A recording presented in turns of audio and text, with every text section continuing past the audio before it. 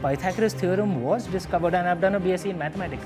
Pythagoras' theorem was discovered in India before Pythagoras discovered it. Bodhana's, you yourself have written on it. I've read. So Shushruta was the world's first surgeon, way before Hippocrates. Yeah.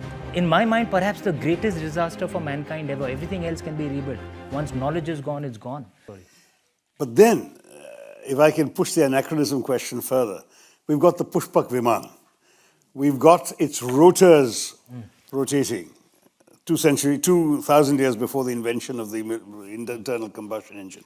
We've even got metallic shutters down the windows. Right. Now, come on, Amish. That was my imagination. That was my imagination. It was not the Vimanika Shastra. That I show you. I should have thought not, yeah. I mean, the truth is that these are very interesting and conceptual ideas, but some would argue they reinforce a certain vision of the past, which for knowledgeable people like the ones in this audience or for you or me, can be taken in the spirit of creative fiction. Might it not reinforce a certain level of ignorance and prejudice on the part of, I mean, there are people who actually believe that they were Pushpak Vimans, I mean, flying aircraft. A theory which we all know, if you've bothered to read about all of this, is derived from a fake document of the 1920s, which was a rather crude forgery of an ancient Sanskrit text. And it was debunked within a couple of years of its being claimed. But the theory still exists in some circles that we used to have aircraft. There's even a former chief minister who's claimed that we had GPS as well. And that's how the tale of Kurukshetra was told to the blind king Dhritarashtra by Sanjay. Without actually being there, he was seeing it from a great distance, you know, through the internet in those days, I suppose. But anyway, I mean, so there are people who have so I'm just wondering, did you need to have the Pushpak Viman there? Were you not actually pandering to a certain level of ignorance? So firstly, on the story itself, I think the Pushpak Viman adds tremendous drama. So which is why I loved it. And there are things which I put in the Shiva trilogy as well, like the Somras, the anti-aging drink, which is actually based on an article I read in the Scientific American. And I kind of just adapted that into what the Somras, you know, could be. No, I don't think anyone will take my story that seriously. It's to convey philosophies. It's certainly not conveying, it's conveying my perception of what could have happened. I certainly cannot claim it's the truth. Having said that, Dr. Tharoor, one of the things I feel is part of why there are so many misperceptions in India about our past, because fantasies grow when there is ignorance. If there is knowledge, if there's in the light of knowledge, fantasies will not be there. And among the things that's unfortunately there as a part of our education system is we teach very little of our own traditions and our own achievements.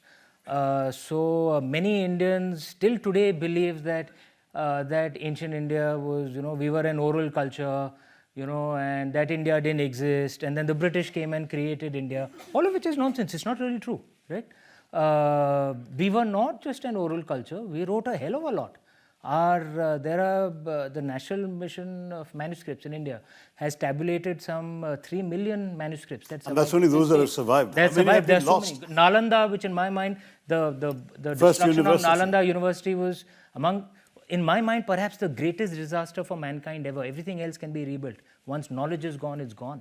And not just Nalanda, so many universities. Yeah, people know about the burning of the Alexandria library. People don't know about the destruction of Nalanda. was probably 10, 15 times bigger. And that's 500 years before the founding of Oxford or Cambridge. True. And with a 9-story library. Exactly.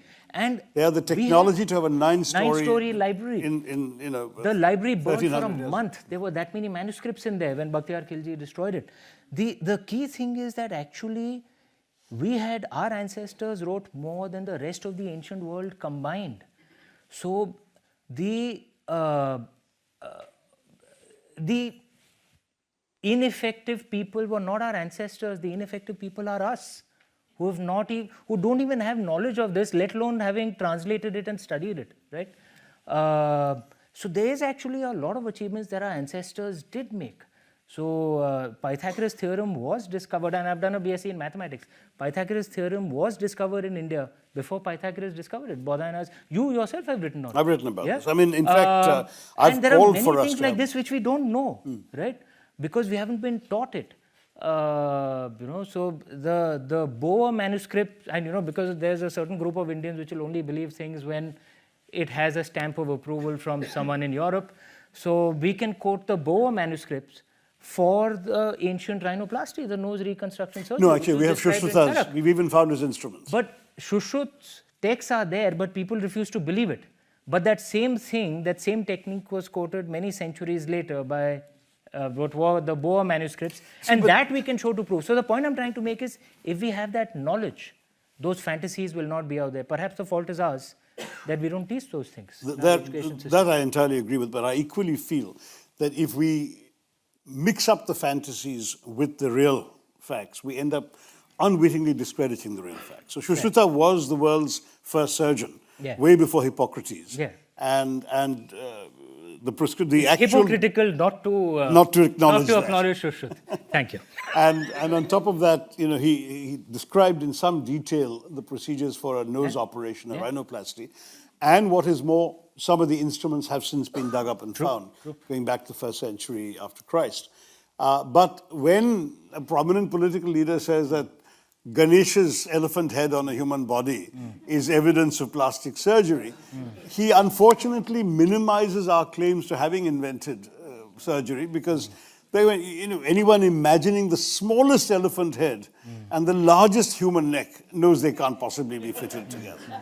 So, I mean, I think at some point we do ourselves a disservice by exalting the wrong things. We need to exalt the actual factual things, and you're quite right, there's some enormous amount of We need to update our education system. Absolutely. Mathematics in particular, extraordinary achievements, philosophy, astronomy, lots of areas in which we were way ahead. But sadly, we've got into a situation where we've melded them, I'm sorry to say, with Pushpak Vimans and